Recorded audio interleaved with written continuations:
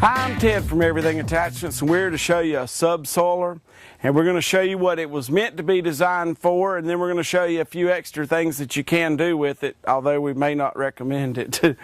Okay, so what this is really designed for is for those that have pastures, whether it be horses, cows, or whatever that's in it, that's got grass on it, and you've got low areas where the water isn't settling into your water table well, you've got water standing in low areas, things like that.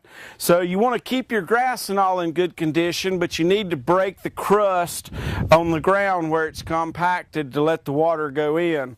So this foot will allow it to go down about 2 feet, and this is thin, so it isn't going to disturb the grass much at the top, and it's going to do a little bit of opening a hole at the bottom, so it's going to let the water go down in off your hard areas in the bottoms of your pastures. Now, another thing that I've used these for a lot, and my service manager here, Kevin, to put in pipe, power lines, phone lines, and a little bit of everything. I'm not going to recommend this. This is up to you if you do it. But we wrap around the beam here, hook the line, the wire pipe, whatever it is to it. If you've ever seen a vibratory plow like the cable man comes from your cable company and puts in the ground, he just barely leaves a little groove. Now he's only putting that cable about that deep, but a vibratory plow looks just like this on the bottom, except it vibrates to help it pull through the ground so it doesn't need a big tractor to do it. So this is kind of like a vibratory plow without any vibration, so you simply have to use the horsepower to pull it through the ground.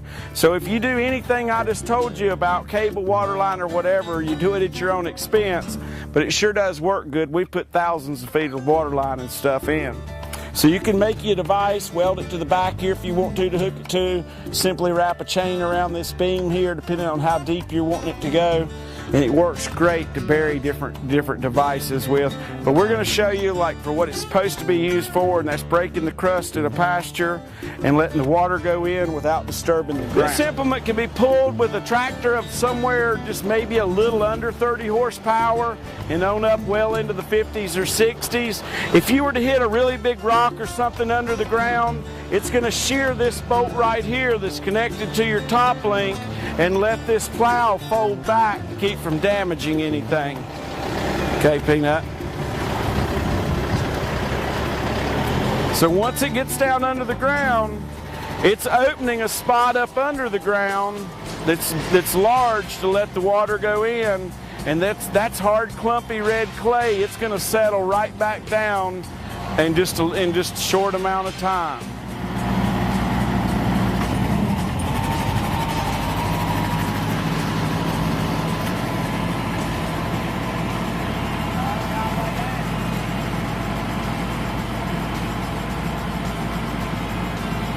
So if this were in a pasture, it's raising it up a little bit. Your cows and stuff are going to push this right back down. First time it rains, you're not going to know it's been there, except the water that used to be standing is going to be going into your water table.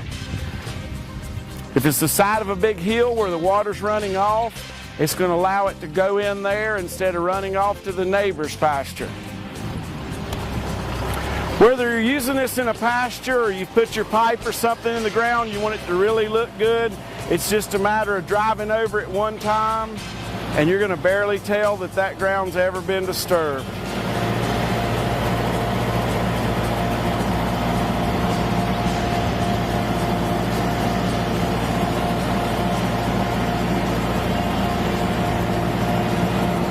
So from here on out, the seam is right here, but you can't really tell it. If I hadn't roughed this up earlier, this grass would look nice and smooth.